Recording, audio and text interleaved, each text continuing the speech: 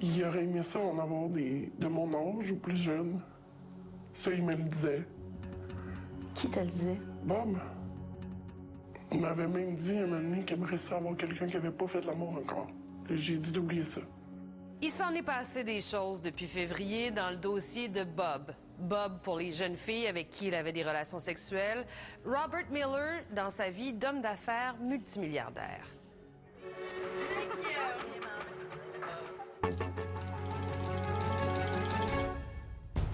J'étais une adolescente en fugue des centres jeunesse. L'hiver dernier, on vous disait que le système Miller aurait duré pendant environ 12 ans jusqu'en 2006. Sauf que de nouveaux documents de cours laissent penser que ça serait plutôt 25 ans et jusqu'à assez récemment, en 2016. Au cœur du système Miller, le recrutement de victimes par d'autres victimes. Donc, si tu me présentes une amie, je vais te donner 1 000 $. T'amenais des filles de quel âge à peu près? 15 ans, 16 ans. Elle serait maintenant près d'une quarantaine qui ont reconnu Robert Miller à enquête. Le témoignage d'autres jeunes femmes leur ont rappelé de mauvais souvenirs, comme celui d'une maison à Westmount ou encore une suite dans un hôtel luxueux de Montréal que le milliardaire louait à l'année. Monsieur Miller, ces filles ne sont pas un peu jeunes? Il m'a dit, oh non, vous ne comprenez pas, ce sont mes nièces. J'ai dit, vos nièces? Vous en avez des nièces?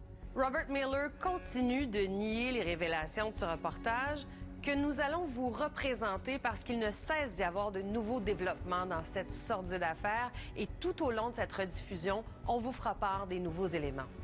C'est comme tu te sens toute salie, tu te sens toute sale. Puis là, tu gardes ces souvenirs-là toute ta vie. Ici Marie-Maude Denis, bienvenue à Enquête.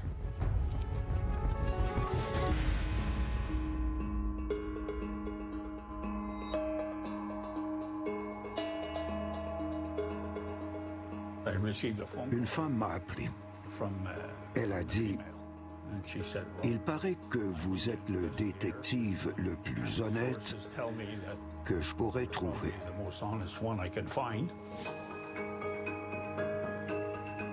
2006, Vermont, États-Unis. Avec son partenaire, un détective privé de Montréal va rencontrer une femme de Montréal dans un hôtel à Burlington. Elle nous a donné rendez-vous au Vermont. Elle a dit qu'elle avait trop peur d'aller à Montréal, qu'elle était terrifiée par son ex-mari. La cliente dit au détective qu'elle a des doutes sur la conduite sexuelle de son ex-mari.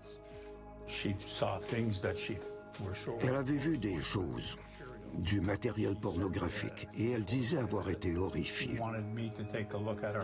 Elle voulait qu'on surveille son mari pour découvrir ce qui se passait. John Westlake est devenu détective privé après 34 ans au service de la police de Montréal. Il n'en est pas à sa première enquête matrimoniale, mais rien ne pouvait le préparer à celle qu'il allait entreprendre.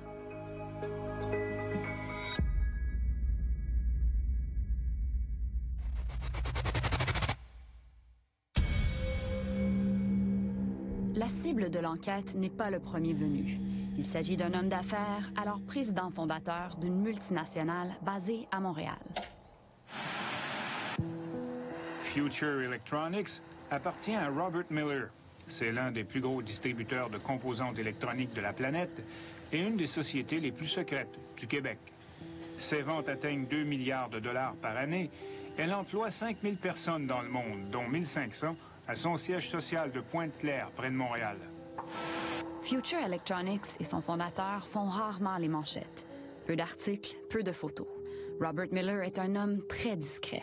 Andy, is this a well-known company, Future Electronics? I'd never heard of it. Well, it's a private family-owned company, and to be honest, the main reason the company's been distinguished is that the fellow who owns it bought Charles Bronfman's house in Montreal, and at the time he had purchased the most expensive house in the country. That's Robert Miller, is the CEO? Yeah, right.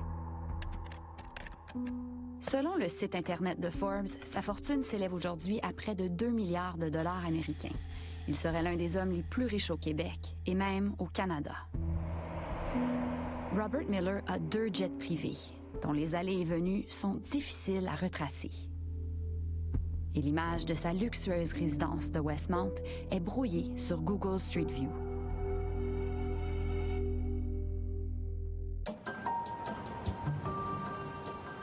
Où sommes-nous en ce moment? À Westmount, sur l'avenue Wood. Une fois sur Sherbrooke, on tourne à droite. John Westlake nous guide dans les rues de ce quartier huppé de Montréal. À gauche aux lumières. Nous refaisons avec lui l'un des trajets qu'il empruntait pour filer Robert Miller en 2006. C'est l'avenue Green. Lors de l'une des premières filatures, ils suivent la Mercedes de Robert Miller qui tourne ici. Dans 50 pieds, tourne dans le stationnement. Ce soir-là, les détectives voient Robert Miller entrer dans ce stationnement. On l'a vu entrer ici. On a cru qu'il allait au resto. Cette porte de garage s'est ouverte et hop, il est entré. Après, mes employés garés sur la rue Olivier l'ont vu sortir de cette maison, traverser la rue et entrer en face. Ça nous a pris par surprise, on a dû se réorganiser.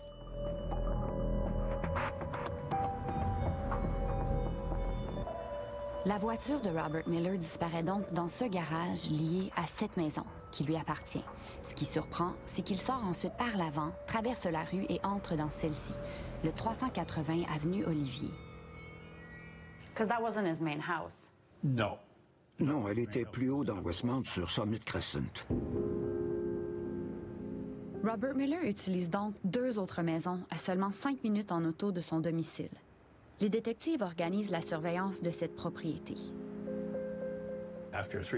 Après 3 ou 4 jours, mon équipe et moi étions stupéfaits par ce qui se passait. Tous les soirs, après 17-18 heures, on voyait des femmes entrer et sortir de la maison.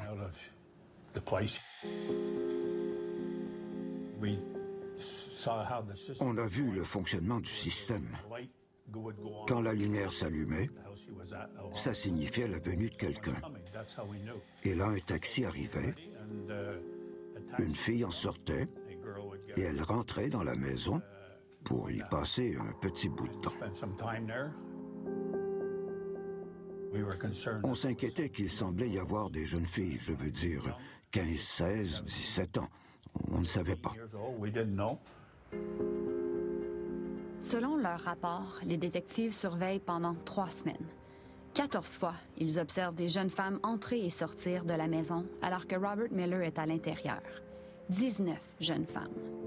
Les détectives réussissent à en identifier quelques-unes, comme celle-ci dans la vingtaine. Mais la filature révèle aussi au moins une mineure de 17 ans. Clairement, il y avait des jeunes filles. 16-17 ans, je ne sais pas, mais elles avaient vraiment l'air jeunes. Que se passait-il dans cette maison? Quel âge avaient les autres jeunes filles? L'avocat de Robert Miller nous a dit que ce dernier n'est pas en mesure de nous accorder une entrevue. Il serait trop malade, au dernier stade de la maladie de Parkinson. Les réponses à nos questions vont donc devoir nous venir directement des femmes qui lui ont rendu visite sur l'avenue Olivier ou ailleurs.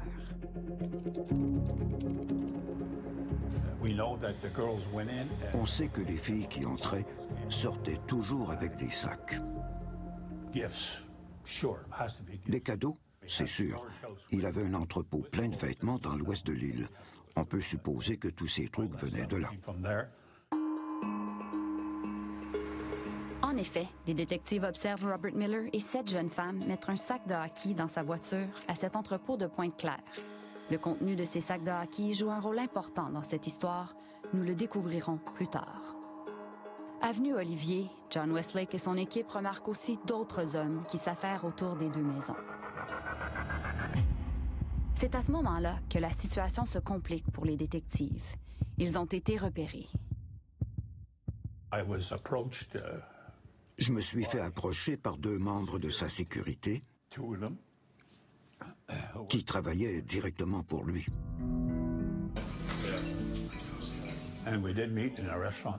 Nous nous sommes rencontrés dans un resto dans l'ouest de Montréal. Ils nous ont posé des questions genre « On sait que tu enquêtes sur notre patron. John, est-ce qu'on peut en parler? » Je leur ai dit que je n'avais pas grand-chose à dire. J'ai dit « Mais qu'est-ce que vous foutez ici? » J'ai mis fin à la rencontre et nous sommes partis. Entre-temps, lors d'une soirée entre amis, John Westlake s'aperçoit qu'il n'est pas le seul à connaître les secrets de Robert Miller.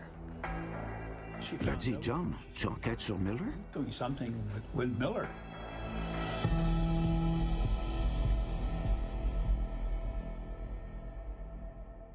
Au retour, une suite à l'hôtel Intercontinental où les filles se succèdent. J'espérais voir au moins une fille pleurer pour pouvoir lui offrir mon aide.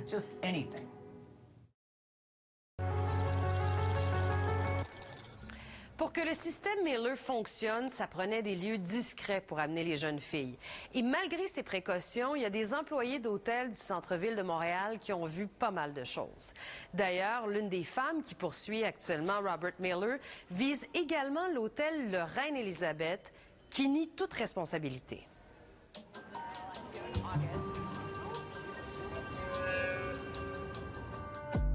La voici, l'amie de John Westlake. Elle est revenue à Montréal à notre demande.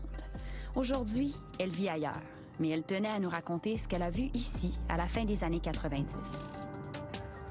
Je m'appelle Donna Loupret et j'étais directrice de la sécurité de l'hôtel Intercontinental à Montréal. On est responsable de la sécurité des clients et des employés. Elle revient à l'Intercontinental pour la première fois depuis longtemps. Elle entre dans la suite 2520 qu'elle reconnaît sans mal. C'est encore pareil. Et voici le bain. Le fameux bain. Le nom qu'on lui avait donné est dégoûtant. Comment vous l'appeliez? C'est assez vulgaire. Le fuck tub. Le bain de la baise. J'espérais voir au moins une fille pleurer pour pouvoir lui offrir mon aide.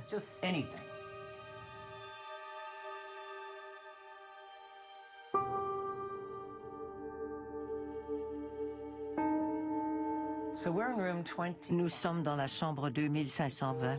Cette chambre était louée par un homme. C'était en 1999, 7 ans avant ce que John Westlake a vu sur l'avenue Olivier.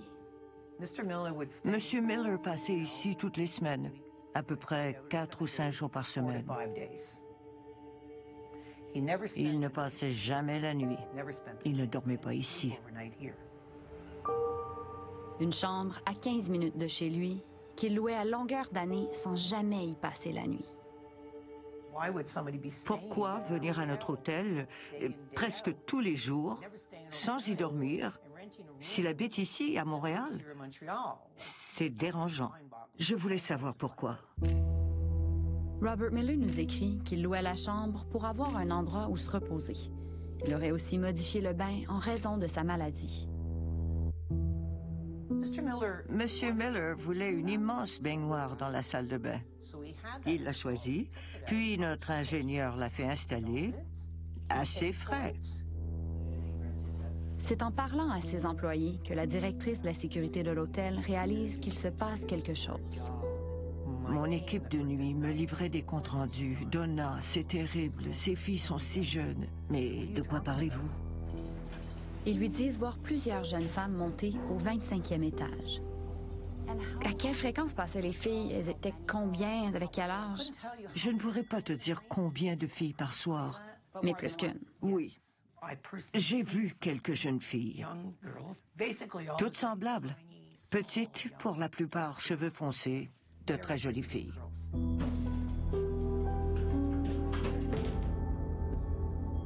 Donna Loupret commence à comprendre le système Miller. Ce type, Raymond, il allait chercher les filles. Ou, j'en sais rien. Mais il les ramenait à l'hôtel. Raymond, c'est cet homme, Raymond Poulet, un entremetteur qui travaille pour Robert Miller. Il occupait souvent cette autre suite au même étage. Il les amenait au 2500. Et de là, les filles étaient escortées ici. Après, elles retournaient à la chambre de M. Poulet. Ensuite, elles quittaient. Donna Loupret a parlé à Robert Miller une seule fois, au téléphone. Il se plaignait du personnel de l'hôtel qui dérangeait Raymond Poulet. Elle en profite pour lui poser une question. Monsieur Miller, ces filles ne sont pas un peu jeunes? Il m'a dit, oh non, vous ne comprenez pas, ce sont mes nièces. J'ai dit, vos nièces? Vous en avez des nièces? Puis il a raccroché. Ce que je ne comprends pas, c'est quand j'ai mentionné que les filles étaient jeunes, il ne m'a pas demandé ce que je voulais dire.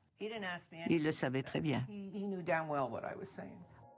Malgré ses soupçons, Donna Loupret sent qu'elle a les mains liées. Les jeunes femmes qui visitent Robert Miller ne se sont jamais plaintes auprès de l'hôtel. Comment appeler la police quand il n'y a pas de plainte? J'ai voulu le savoir, ça me chicotait, mais qu'est-ce qu'on pouvait faire? S'il n'y avait pas de plainte, c'est assez compliqué. Nous avons passé des mois à retracer des femmes qui auraient connu le système Miller. Nous avons découvert que l'affaire est plus vaste qu'on le croyait. Des femmes nous racontent leurs histoires qui se passent à plusieurs endroits entre 1994 et 2006. Plusieurs refusent d'aborder cette période de leur vie, d'autres disent avoir trop peur. Mais finalement, certaines sont prêtes à parler. J'étais une adolescente en fugue des centres jeunesse. Nous l'appellerons Jeanne parce que, comme toutes les victimes, elle n'a pas voulu être identifiée par peur des conséquences. J'ai rencontré Raymond Poulet, qui était le proxénète principal à l'époque pour Robert Miller. L'homme d'âge mûr couvre la jeune fille de cadeaux et de compliments. Là est venu le fait que j'étais comme plus belle que les autres, plus intelligente que les autres. Écoute, il allait m'offrir, dans le fond, la sécurité qui me manquait. Raymond Poulet dirige Jeanne vers une chambre d'hôtel louée par Robert Miller. Nous sommes en 1995. On savait pas du tout c'était qui au départ. Donc, il s'appelait Bob.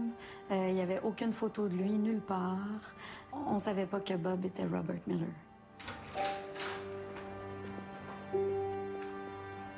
Jeanne parle au pluriel car elle n'était pas seule. Deux à la fois, c'est une des requêtes fréquentes de Robert Miller. Et le mystérieux milliardaire a d'autres exigences.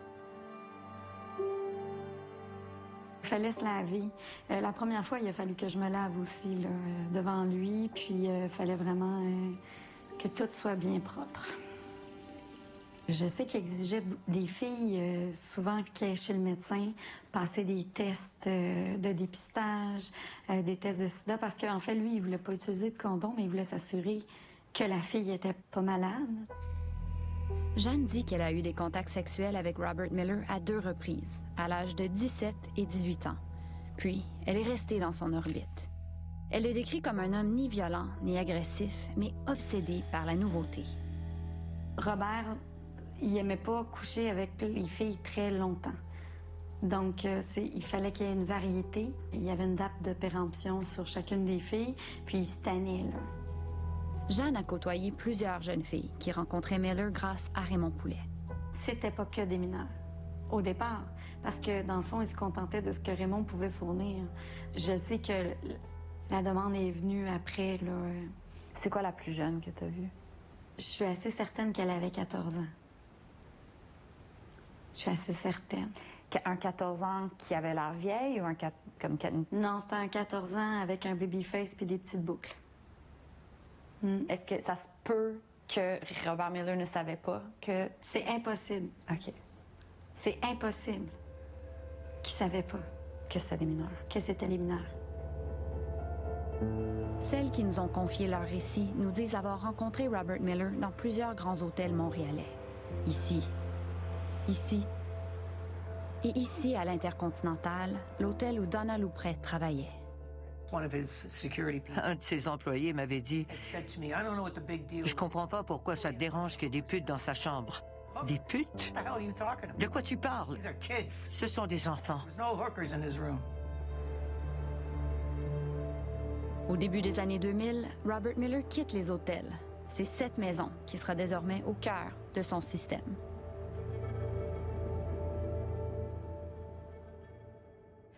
Après la pause, des adolescentes couvertes de cadeaux. T'as les vêtements, t'as les bijoux. C'était ça. On remplissait des sacs de hockey. Ce qu'on voulait.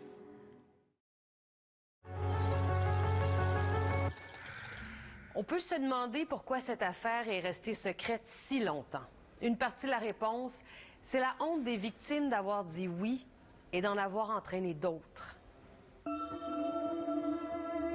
Voilà des mois que nous découvrons le système Miller en écoutant celles qui l'ont connu à plusieurs époques et dans plusieurs lieux.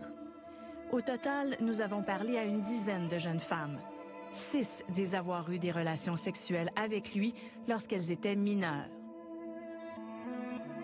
2 d'entre elles ont accepté de nous raconter en détail leurs expériences avec Robert Miller. Samantha et Sophie ne se connaissent pas. Elles étaient toutes les 2 mineures à la fin des années 90. On est monté dans sa chambre, lui. La chambre d'hôtel dont parle Sophie, c'est celle de l'entremetteur, Raymond Poulet. Il nous avait offert à boire, il nous a commandé de la bouffe, un filet mignon, avec, je me rappelle, la sauce béarnaise. La première fois que je mangeais ça, c'était vraiment fancy. C'est wow, c'est comme la vie des gens riches et célèbres. J'ai l'expression en anglais, là, « He was grooming us ». Il dit, je pourrais tellement te présenter, puis c'est comme, il t'aimerait parce que t'es tellement la plus belle, puis la plus intelligente, puis de toutes les filles que je connais, puis tu sais, il me répétait ça, puis il insistait. On m'a dit qu'on jaserait avec lui, puis qu'il était bien intelligent, qu'il connaissait plein de monde, puis que... Bon, on aurait peut-être genre de l'embrasser ou de quoi de même, là, mais j'en avais aucune idée. Moi, je faisais confiance. Puis après ça, il dit, tu pourrais peut-être juste comme prendre un bain. Puis là, je dis, un bain, ouais, peut-être. J'ai décidé de dire, OK, je vais y aller. Mais je vais juste prendre mon bain avec lui.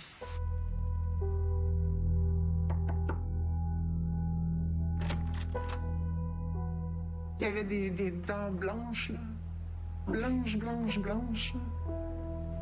Tu sais, il était propre, il était soigné. Puis il avait l'air comme calme, là, très calme. Puis il m'a dirigé vers le salon, sur un divan. Pendant un long moment, il montre à Samantha des photos d'une jeune fille nue. Mais pour Sophie, il emploie une autre stratégie. Il y avait une de ses amies qui était une super modèle pour Victoria's Secret, puis que c'est à cause de lui qu'elle était rendue là, puis qu'elle allait pouvoir m'aider à devenir une super modèle comme elle. Dans la suite, Sophie est accompagnée d'une amie, celle qui l'a recrutée. Mais Samantha, elle, est seule avec Robert Miller. Puis là, il a dit, OK, là, on va aller prendre notre bain. Il dit, je vais te laver, puis tu vas me laver. J'ai fait, wow, OK, enfin, je le lave au complet. Mais je savais pas, là, qu'il fallait que je le lave au complet, puis qu'elle allait me laver au complet. Ouais, ça allait plus loin que ce à quoi tu t'attendais. Oui, excusez.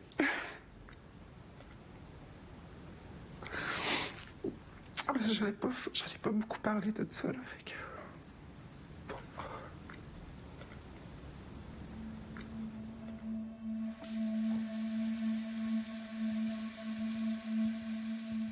Fait que, il a commencé à me laver, partout. Même les organes génitaux et tout.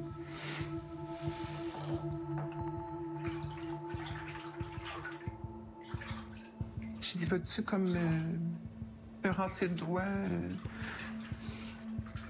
C'est ça qu'il a fait. Il m'a lavé en me rentrant le doigt. Là, tu dis, bon, c'est juste un bain, puis... je pense que j'étais traumatisée, là, en fait. Là. Fait que là, il a décidé de sortir du bain. Puis il a mis son peignoir blanc, puis il m'a dit, tu iras dans la chambre à coucher. Là, je suis couchée dans son lit. Puis là, je dis, qu'est-ce que je fais? Comment je vais faire pour m'en sortir, là? Je suis piégée, là. Fait que là, il est arrivé. Puis c'est ça, j'ai trouvé les mots pour lui dire je me sens pas bien, puis je serais peut-être pas capable là, de passer à d'autres choses.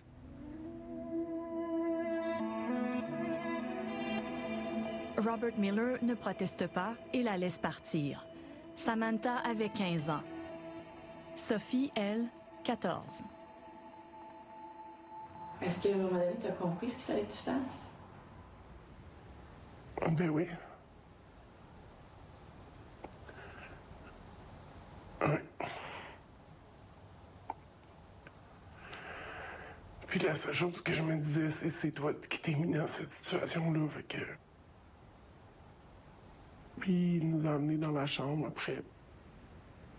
Fait que c'est ça. On a eu une relation sexuelle, il s'est pas protégé. C'était vraiment... dégueulasse. Ouais. Mais j'ai comme fermé mes yeux, puis j'ai essayé de penser à d'autres choses. Robert Miller aurait remis 1 000 $ à Sophie. Samantha dit avoir reçu 750 $ et les souvenirs qui vont avec. Mais là, tu dis, ça valait-tu vraiment la peine pour cet argent-là? Non, vraiment pas. C'est comme tu te sens toute salie, tu te sens toute sale. Puis là, tu gardes ces souvenirs-là toute ta vie. Puis à qui tu vas en parler à cet âge-là, en plus? Je serais pas allé voir ma mère et dire « Hey, maman, je me sens vraiment pas bien, j'ai couché avec un vieux monsieur pour de l'argent, peux-tu m'aider? » Qu'est-ce que tu as fait avec ton argent à cet âge-là? Je comprends que tu l'as caché, tu l'as dit, mais... J'ai acheté de la drogue, beaucoup d'alcool. Ouais. Je l'ai donné. Je ne vais pas ramener ça à la maison. Hein. Ma famille se serait posé des questions. Sur d'où ça vient, ça?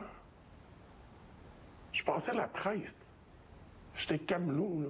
Mais c'est pas en étant camelot qu'on fait 1000 piastres, là. Au tournant des années 2000, Robert Miller raffine sa méthode. Il s'éloigne de Raymond Poulet. C'est maintenant son bras droit, Sam Abrams, qui va gérer les rendez-vous avec les jeunes filles. Ces rencontres n'auront plus lieu dans les hôtels, mais plutôt ici, sur l'avenue Olivier, à Westmount. Une maison où personne n'habite, mais qui semble aménagée pour attirer les jeunes filles.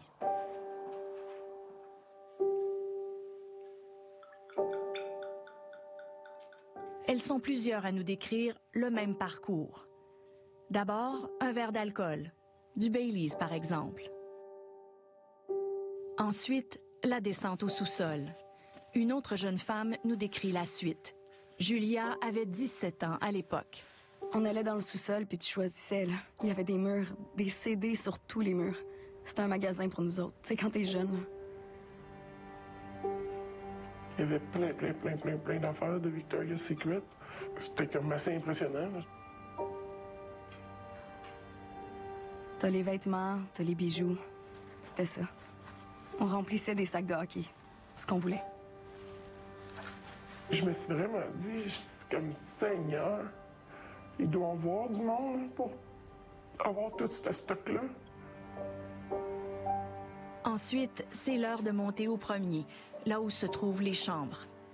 C'est à cet étage qu'après avoir beaucoup reçu, les jeunes filles doivent maintenant donner. Puis, il y avait les sex toys. Ils nous faisaient choisir ce qu'on voulait. Ils ouvraient les boîtes.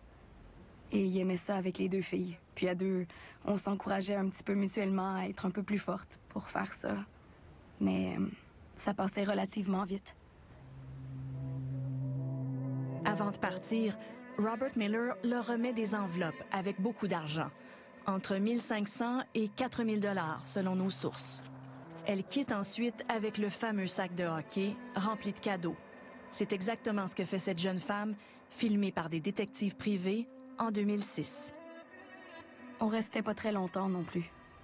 Moins de 2 heures en général, on était partis.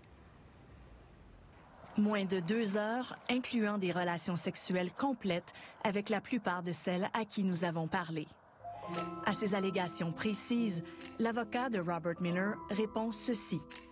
Son client serait impuissant depuis plus de 20 ans. À preuve, cette lettre d'un médecin qui affirme connaître Robert Miller depuis 1996. L'éminent neurologue y témoigne des difficultés érectiles très sévères de M. Miller, qui pourraient être dues à sa maladie de Parkinson.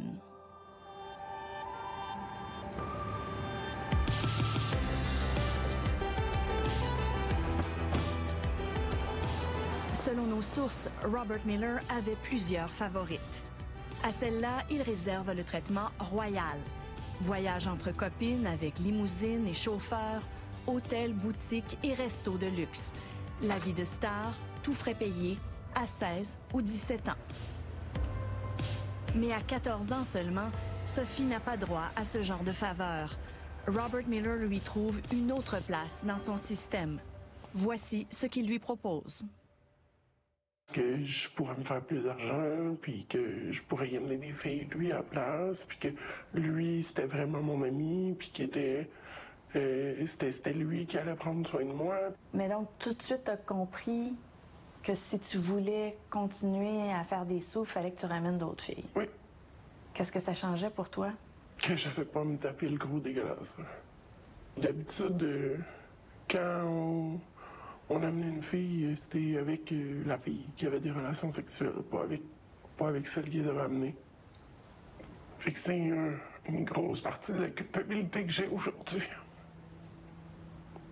C'est quoi? D'avoir entraîné d'autres mondes là-dedans. Lui-même demandait aux jeunes filles de présenter des jeunes filles avec un montant d'argent au bout, là.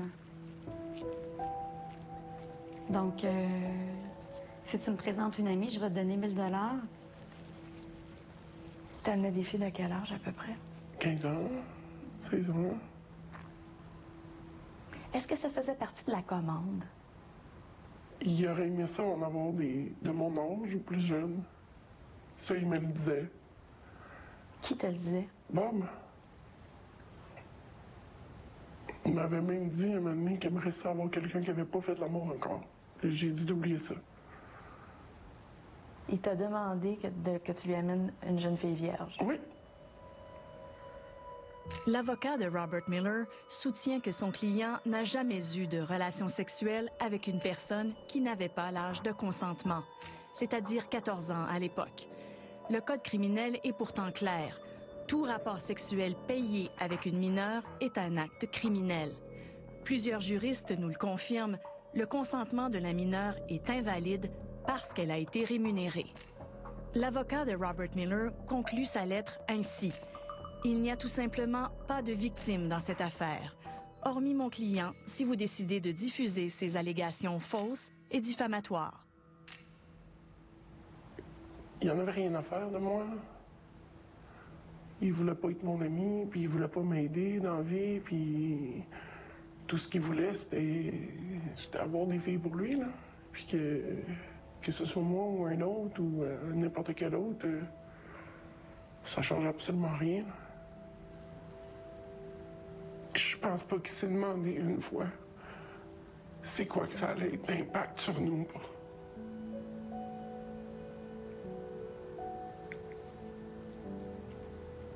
Pas une fois.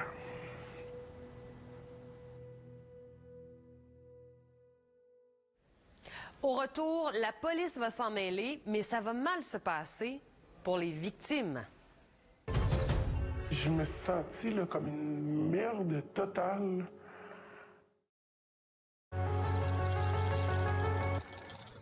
Après la diffusion de février, ce qui a choqué bien des gens, ce sont les révélations des jeunes femmes sur l'enquête policière du SPVM en 2009 qui a mené nulle part.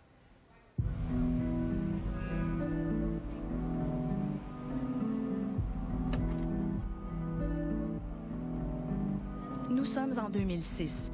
Le détective privé John Westlake et son partenaire se présentent dans un steakhouse de Ville d'Anjou. Ils sont convoqués encore une fois par les responsables de la sécurité de Robert Miller. les deux hommes cherchent à savoir ce que contient le fameux rapport de filature. C'est leur troisième tentative et ils vont droit au but. Ils ont dit, on vous fait une offre. Vous allez nous faire une offre? Vraiment? C'est quoi?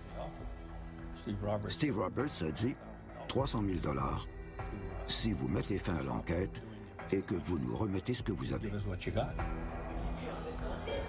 300 000 $ chacun pour cesser d'enquêter sur leurs clients. John Westlake et son partenaire André Savard se lèvent de table et quittent le restaurant.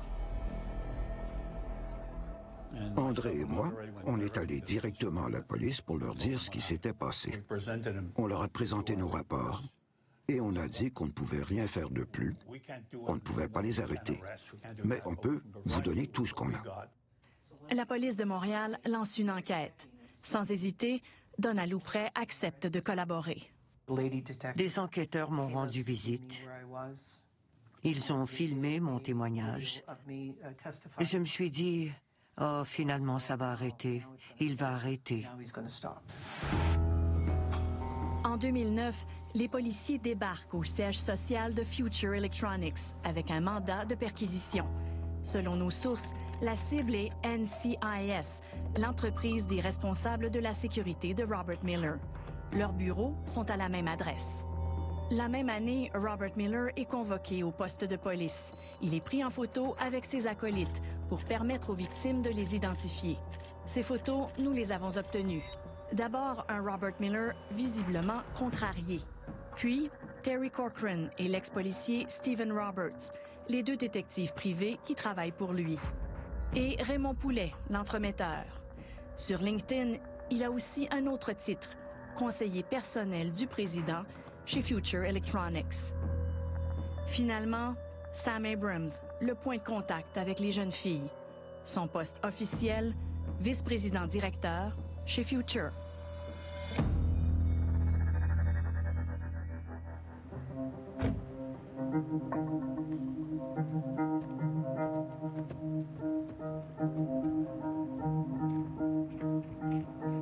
J'étais seule à la maison le soir et ça cogne à la porte chez moi et je vois que ce sont des policiers. Les enquêteurs ont des questions à poser aux présumées victimes de Robert Miller et Sophie sent qu'elle n'a pas le choix de répondre.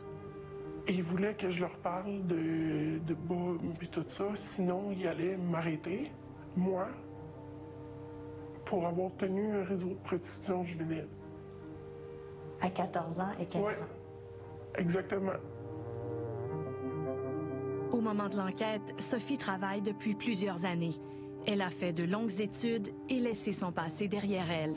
Rien de tout ça ne semble ébranler les policiers. Puis qu'on s'en fout de l'âge que j'avais, que je serais jugé en adulte, puis que j'aurais des peines d'adulte, puis que c'est ça. Dans le fond, moi, ma carrière, c'est pas grave. J'étais complètement flabbergasté. Fait que j'ai compris que j'avais pas trop le choix de collaborer avec eux. Je me suis senti là, comme une merde totale. Comme si, dans le fond, là, tout ça, c'était tout de ma faute à moi. Là. Ils nous ont presque traités comme des criminels. Là. Ils sont venus chez nous, puis là, il fallait aller faire des empreintes digitales, prendre nos photos, profil, face. Je veux dire, on est des victimes là-dedans. Là. Donc, quand tu agis comme ça, avec des victimes, c'est hyper intimidant. Moi, j'ai rien raconté. Ou peu. Parce que t'avais peur? Moi, j'avais peur. J'avais vraiment peur. Jeanne s'inquiète parce qu'un homme qu'elle connaît à peine l'accompagne au poste de police. Il fait la même chose avec plusieurs autres jeunes femmes. Robert avait fourni un avocat aux filles. C'était le même avocat pour toutes les filles. Puis, il nous suivait dans la salle d'interrogation. Son rôle à cet avocat-là, c'était quoi? Son rôle, d'après moi, c'était de s'assurer qu'on parle pas. Sophie, elle, a tout déballé. Mais ce ne sera pas suffisant. Personne ne sera accusé de quoi que ce soit dans cette affaire. On m'a jamais tenu au courant de ce qui se passait. Il n'y a pas personne qui m'a appelé à part pour me dire qu'il n'y aurait pas d'accusation de portée. On a appris que le dossier d'enquête a traîné quelques années sur le bureau du procureur. Il n'y a jamais eu de procédure, mais ils ne nous l'ont jamais dit. Je ne comprenais pas. Je suis peut-être naïve, mais je suis du genre à croire que si tu enfreins la loi, tu dois payer pour ça. Comme je ne comprenais pas. Alors j'ai dit au détective, et ça je m'en souviens, quand vous trouverez un procureur qui a des couilles, rappelez-moi. Parlant d'appel, nous contactons ceux qui sont soupçonnés d'avoir aidé Robert Miller à bâtir son système. Est-ce que je peux parler à Raymond Poulet, s'il vous plaît? Oui, c'est bon.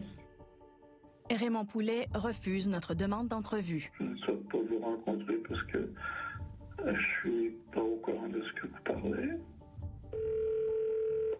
Bonjour, ici Terry Corcoran de NCIS.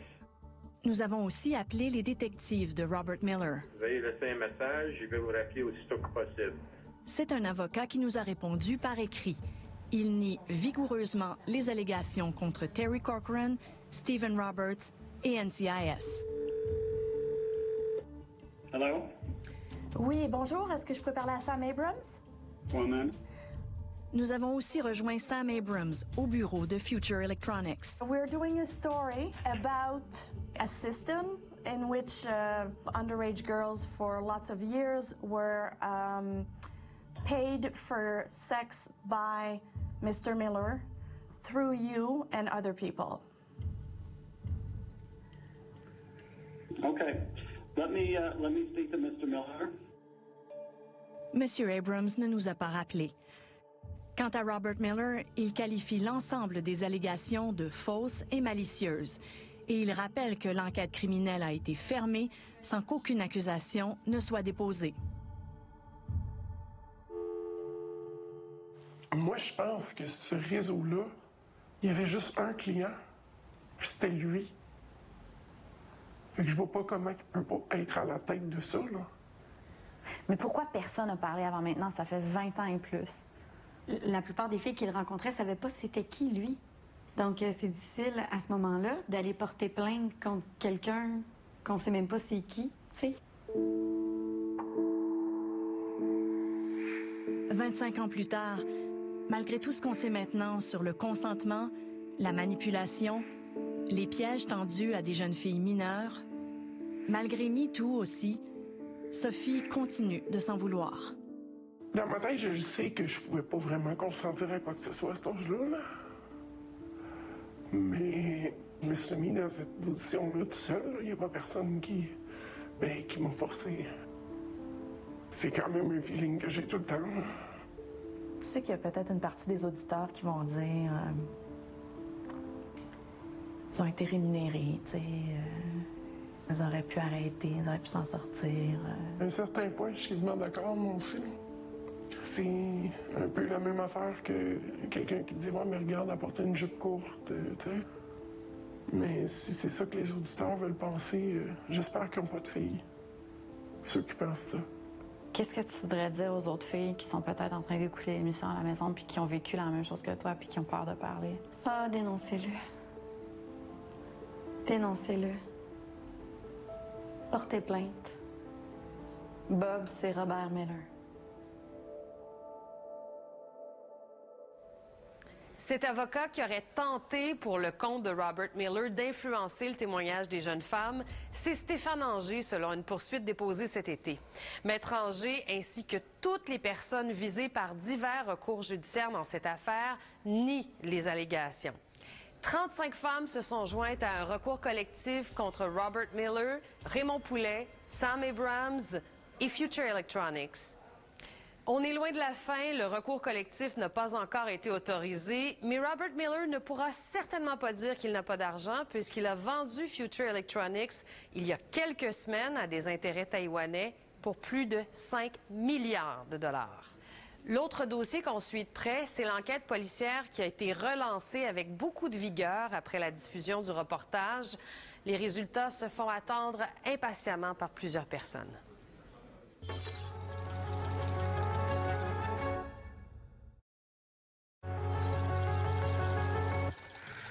Au nom de toute l'équipe, je vous remercie d'avoir été des nôtres et je vous donne rendez-vous la semaine prochaine pour une autre enquête.